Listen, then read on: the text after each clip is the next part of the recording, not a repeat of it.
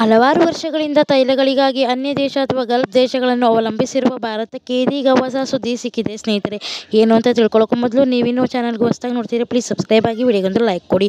ತೈಲ ನಿಕ್ಷೇಪದ ವಿಷಯಕ್ಕೆ ಸಂಬಂಧಪಟ್ಟಂತೆ ಗುಡ್ ನ್ಯೂಸ್ ಸಿಕ್ಕಿದೆ.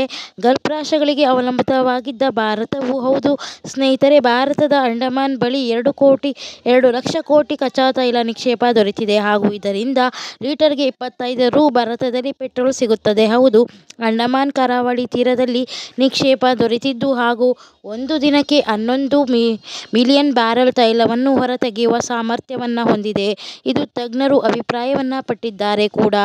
ಇನ್ನು ಅಂಡಮಾನ್ನಲ್ಲಿ ತೈಲ ಹೊರತೆಗೆಯುವ ಕೆಲಸವನ್ನು ಶುರುವಾದರೆ ಬೇರೆ ರಾಷ್ಟ್ರಗಳಿಂದ ತೈಲ ಆಮದು ಮಾಡಿಕೊಳ್ಳುವುದರ ಮೇಲೆ ಶೇಕಡ 25ರಷ್ಟು ರಿಯಾಯಿತಿ ಪಡೆಯಬಹುದು.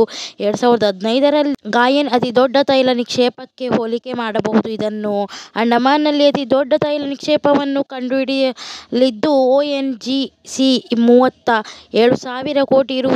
ಖರ್ಚು ಮಾಡಿದೆ. ಈ ತೈಲ ಹೊರತೆಗೆದರೆ ಭಾರತದಲ್ಲಿ 1 ಲೀಟರ್ಗೆ 25 ರಿಂದ 30 ರೂ. ಲೀಟರ್ಗೆ ಸಿಗುತ್ತದೆ ಎಂದು ತಜ್ಞರು ಅಭಿಪ್ರಾಯಪಟ್ಟಿದ್ದಾರೆ. ಸ್ನೇಹಿತರೆ, ವಿಡಿಯೋ ಇಷ್ಟದಲ್ಲಿ ಲೈಕ್ ಮಾಡಿ, ಶೇರ್ ಮಾಡಿ, ಸಬ್ಸ್ಕ್ರೈಬ್ ಮಾಡಿ. Thanks for watching.